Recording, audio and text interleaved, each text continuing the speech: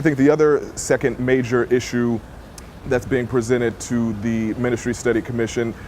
by the commission is the issue around the security of the appointment. And I think that this presentation is a really strong one because it's going to allow, again, a nimble system, a flexible system that will allow bishops and cabinets to appoint persons, particularly those who might otherwise be on the, if you will, the bottom of the appointment list because they may be younger, they don't have as much experience in the conference, but allow bishops to make missional appointments that does not really fall into the system of, the typical system of kind of tenure and how long one has been around in order to get certain appointments. Right now, we know that there's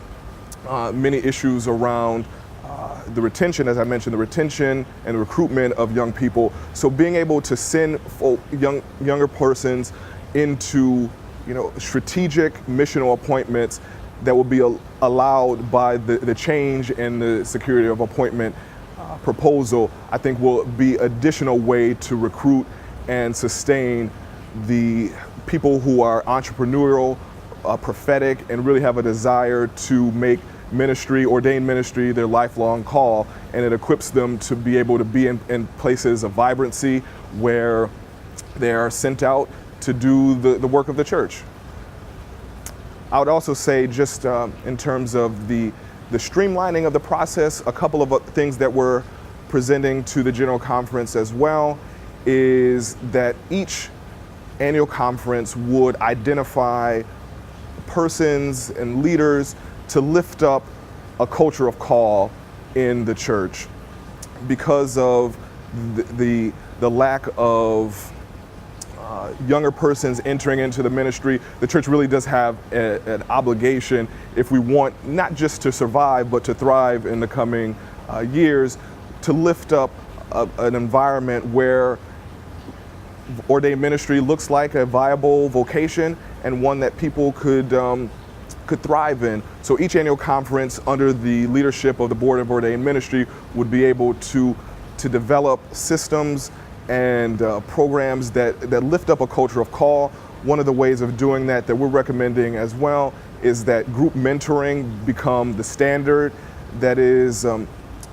candidates for ministry would be mentored and trained by a trained mentor that's been trained by GBHEM,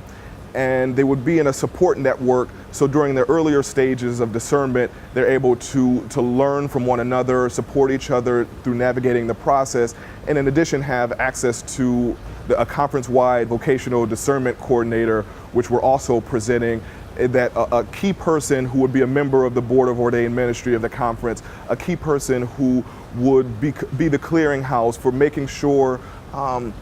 that all of the mentors are trained, but also to make sure that candidates for ministry are moving quickly through the process and then moving onward to full-time ministry in the church. So I'm really looking forward to what the General Conference does with it, with our proposal. I think the proposal is a strong one. It's prophetic, it's courageous, and it's really challenging the church to take bold steps in difficult times. But at the end of the day, I think both the security of appointment and the earlier ordination proposals, they really empower the church to have a nimble, flexible, but a responsible system for the ordering of our ministry. Thank you.